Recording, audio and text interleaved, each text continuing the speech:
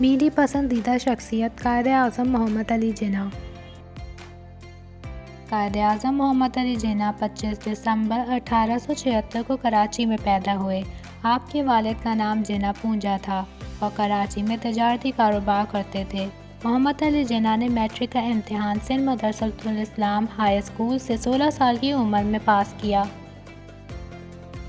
1893 میں اپنے والد کے دوست کے مشورے سے انہیں بیرسٹری کی تعلیم حاصل کرنے کے لیے لندن بھیج دیا گیا۔ آپ نے 5 جون 1893 کو لندن کی مشہور قانونی درسگاہ لنکنز انڈ میں داخلہ لیا اور تقریباً 2 سال میں بیرسٹری کا امتحان پاس کر لیا۔ اس دوران قائد اعظم نے سیاست میں دلچسپی لینا شروع کر دی۔ وہ برطانیہ کے دارالعلوم میں برطانیہ کے بڑے بڑے سیاسی رہنماؤں کی تقریریں اکثر سنا کرتے تھے۔ 1896 میں وطن واپس آئے اور کراچی میں پریکٹس شروع کر دی۔ اگلے سال ممبئی تشریف لے گئے اور پریزیڈنسی مجسٹریٹ مقرر ہوئے۔ یہ ملازمت ختم ہونے کے بعد انہیں 1500 روپے ماہوار تنخواہ پر ایک اعلیٰ ترین سرکاری عہدہ پیش کیا گیا، لیکن انہوں نے یہ عہدہ قبول نہ کیا اور کہا کہ میں جلد ہی اس قابل ہو جاؤں گا کہ 1500 روپے ایک دن کمانے لگوں۔ قائد اعظم نے 1906 میں سیاست میں سرگرم حصہ لینا شروع کیا اور انڈین نیشنل کانگریس میں شامل ہو گئے۔ اسی سال کلکتہ میں کانگریس کا جلسہ شروع ہوا تو مسٹر جناح نے وہاں بڑے زور کی تقریر کی۔ اس زمانے میں کانگریس میں دادا بھائی نور وجی اور مولانا محمد علی جوہر جیسے بڑے بڑے لوگ شامل تھے۔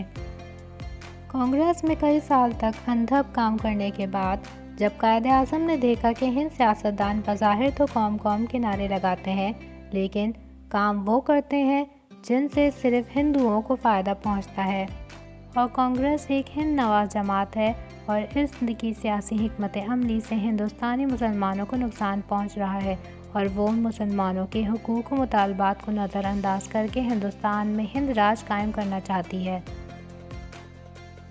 اس نتیجے پر پہنچ کے قائد اعظم نے برصغیر کے مسلمانوں کو منضمن کرنے کی کوششیں تیز کر دیں۔ 1927 میں آل انڈیا مسلم لیگ کے اجلاس کلکتہ کی صدارت کی اور نئے عزائم کے ساتھ ملی جدوجہد کا آغاز کیا۔ 1928 میں دہلی کے مسلم لیگ کے اجلاس میں نہرو رپورٹ کے جواب میں اپنے مشہور 14 نکات کا اعلان کیا، جس میں برصغیر کے مسلمانوں کے سیاسی مطالبات کا تعین کیا گیا۔ آپ کی کوششوں سے مسلم لیگ کی آواز ہندوستان کے گوشے گوشے میں پہنچ گئی اور مسلمان اس جماعت کے پرچم تلے متحد ہونا شروع ہو گئے۔ قائد اعظم کی ولولہ انگیز قیادت میں برصغیر کے مسلمانوں نے اتحاد تنظیم کا سبق سیکھا اور ہندوستان کے گوشے گوشے میں یہ آواز گونجنے لگی کہ مسلمان اپنی مخصوص تہذیب اور معاشرتی اختیار کے لحاظ سے ایک الگ قوم ہیں، اس لیے برصغیر میں اپنی ملی روایات کے مطابق زندگی گزارنے کے لیے انہیں ایک الگ خطہ زمین ملنا چاہیے۔ آخر یہ آواز پوری قوم کی آواز بن گئی اور 23 مارچ 1940 کو لاہور کے ایک عظیم الشان اجلاس میں قرارداد پاکستان متفقہ طور پر منظور ہوئی۔ اس قرارداد سے ہندو اور انگریز تل ملا اٹھے، مخالفت کی طنز و تیز ہوائیں چلیں، مصائب کے طوفان اٹھے، مگر قائد اعظم مخالفت کے ان طوفانوں کے مقابلے میں ڈٹے رہے۔ آخر مارچ 1947 میں حکومت برطانیہ اور کانگریس اسے ماننے پر مجبور ہو گئے۔ 14 اگست 1947 کو حکومت برطانیہ نے پاکستان کے نام سے ایک الگ مملکت کے قیام کا اعلان کر دیا۔